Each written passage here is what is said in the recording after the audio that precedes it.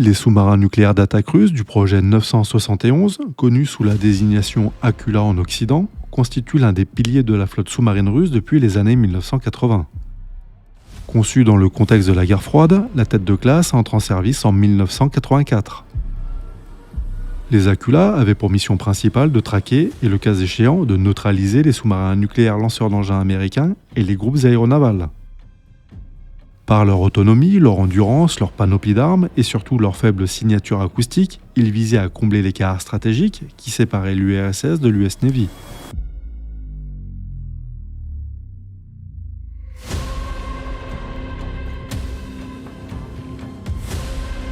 En août 2020, 4 projets 971 sont prêts au combat. 3 sont dans la flotte du Nord et 1 dans la flotte du Pacifique. 6 unités étaient en cours de modernisation.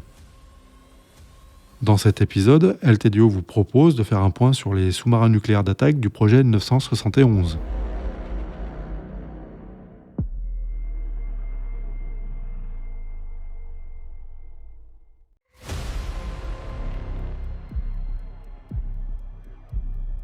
Le projet 971 est l'œuvre du bureau d'études Malach-IT de Saint-Pétersbourg. Les responsables du programme mirent l'accent sur 3 priorités. Accroître la discrétion acoustique, améliorer les performances de détection et de combat, et enfin élargir la gamme des missions, notamment la capacité de frappe terrestre. Entre 1984 et 1996, 16 sous-marins Akula ont été construits en URSS puis en Russie.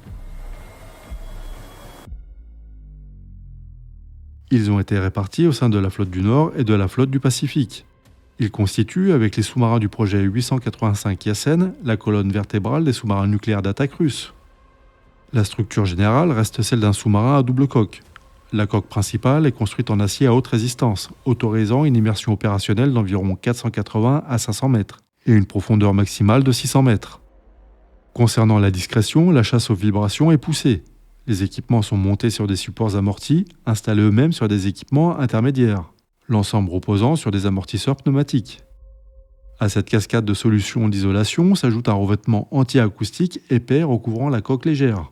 Cela vise à réduire drastiquement la signature acoustique, longtemps point faible des sous-marins soviétiques. La réputation de furtivité des Akula a été ravivée à plusieurs reprises, notamment en 2009 puis en 2012. Lorsque des bâtiments de ce type ont été détectés à proximité des côtes américaines, parfois tardivement, voire au moment de leur départ. Ces épisodes ont rappelé aux États-Unis que la Russie conservait une capacité de projection discrète capable de pénétrer la zone stratégique de Washington. Le bâtiment est propulsé par un réacteur OK-650 qui alimente une turbine de 50 000 chevaux, permettant une vitesse de 33 nœuds en plongée. Des propulseurs électriques complètent le dispositif. Ils sont utiles en cas d'avarie majeure ou pour des évolutions silencieuses à très faible vitesse. Enfin, la répartition interne suit une logique standard. Torpille et sonar à l'avant, centrale opérationnelle et vie à bord dans les compartiments centraux, puis réacteurs, turbines et lignes d'arbres vers l'arrière. Grâce à une automatisation poussée, l'équipage est limité à environ 73 personnes, ce qui est faible pour un sous-marin de cette taille.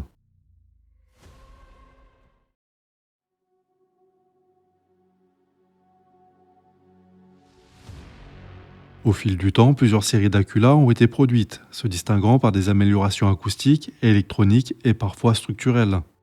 Ces évolutions visent avant tout à gagner en furtivité et en polyvalence, tout en gardant une base commune. Depuis le début des années 2010, la Russie a engagé un programme de remise à niveau profonde connu sous le nom de 971M. Il s'agit d'une modernisation lourde destinée à prolonger la durée de vie de la flotte existante et à rapprocher ses capacités de celles des sous-marins de 4e génération. L'un des cas emblématiques de la modernisation de cette classe est le K328 Léopard. Amorcé en 2011, les travaux ont pris du retard et la livraison est sans cesse repoussée. Ce chantier reflète plusieurs axes structurants de la modernisation. Réduction du bruit et de la signature acoustique, remplacement et mise à niveau des systèmes électroniques, y compris la suite sonar, installation d'une nouvelle chaîne de combat et de communication, et enfin l'intégration du système de missiles de croisière Calibre PL tiré depuis les tubes lance-torpilles. Début 2026, le K328 n'est toujours pas livré. De manière générale, le rythme des modernisations des Akula a donc été freiné par les faiblesses des capacités industrielles et budgétaires. En janvier 2026, l'Aquila le plus moderne en service est le K157, qui a terminé les réparations et rejoint la flotte du Nord le 5 août 2020.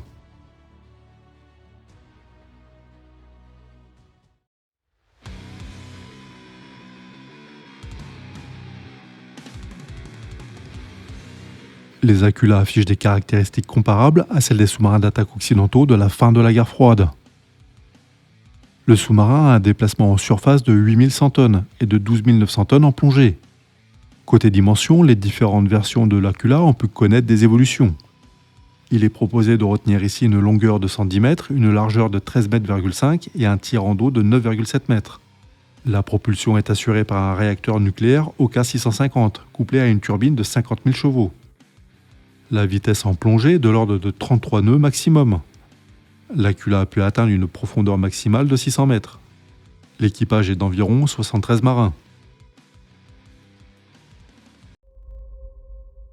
L'Aquila est d'abord conçu comme un chasseur de sous-marins, puis son rôle évolue pour devenir une plateforme capable de frapper des cibles terrestres avec précision.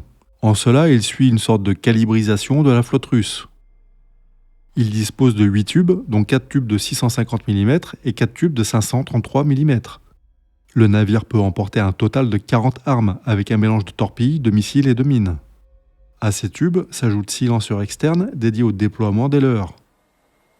L'armement torpille de 533 mm comprend des torpilles filoguidées, des torpilles à autodirecteur, ainsi que des engins à supercavitation Gval. Pour les torpilles lourdes de 650 mm, elles possèdent une longue portée et elles sont souvent à autodirecteur. Plusieurs torpilles peuvent recevoir des têtes nucléaires tactiques, héritage doctrinal soviétique.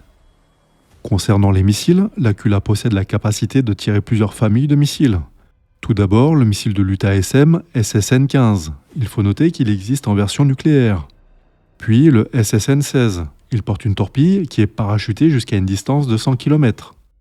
Enfin, l'Aquila peut emporter jusqu'à 28 SSN Granate, qui est un missile de croisière à longue portée, jusqu'à 3000 km. Il est lancé depuis les tubes de 533 mm. Cette dernière capacité de frappe contre la Terre est l'une des innovations majeures du projet 971. Elle plaçait alors l'Aquila dans la même catégorie opérationnelle que les sous-marins américains équipés de Tomahawk. Les versions modernisées intègrent désormais les missiles de la famille Calibre, offrant un éventail plus étoffé d'options, qui comprend frappe navale, frappe terrestre conventionnelle et missiles ASM à longue portée.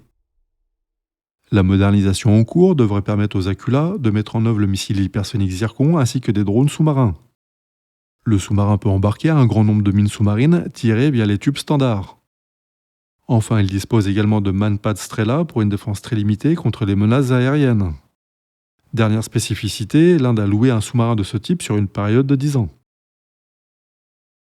Pour conclure, les sous-marins de la classe Aquila ont connu de nombreuses difficultés suite à l'effondrement de l'Union soviétique.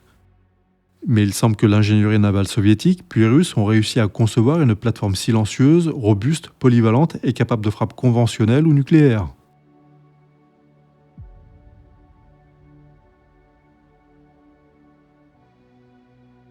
Si les contraintes industrielles et financières ont ralenti la cadence, la Russie continue de miser sur cette classe de sous-marins. La modernisation progressive de la flotte en 971M vise aujourd'hui à prolonger cette pertinence face aux défis contemporains. Concurrence accrue dans le domaine acoustique, intensification des opérations de surveillance et importance grandissante des frappes de précision. En définitive, les Aquila incarnent la transition entre les générations soviétiques de sous-marins nucléaires et les programmes russes actuels. Modernisés avec des équipements provenant des Yasen, ils demeurent des adversaires redoutables dans la guerre sous-marine contemporaine, combinant endurance, furtivité et capacité de frappe étendue. Un triptyque qui explique leur longévité opérationnelle et leur place centrale dans la stratégie navale russe.